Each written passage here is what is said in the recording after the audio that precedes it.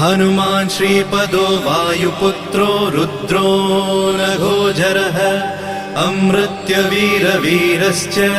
ग्रामवासो जनाश्रयः धनदो निर्गुणः शूरो वीरो निधिपतिर्मुनिः पिङ्गाक्षो वरदो वाग्मी सीताशोकविनाशकः शिवः शर्वत्परो व्यक्तो व्यक्तो धराधरः पिङ्गकेशः पिङ्गरोमा श्रुतिगम्यः सनातनः अनादिर्भगवान् देवो विश्वहेतुर्जनाश्रयः आरोग्यकर्ता विश्वेशो विश्वनाथो हरीश्वरः भर्गो रामो रामभक्तः कल्याणप्रकृतिस्थिरः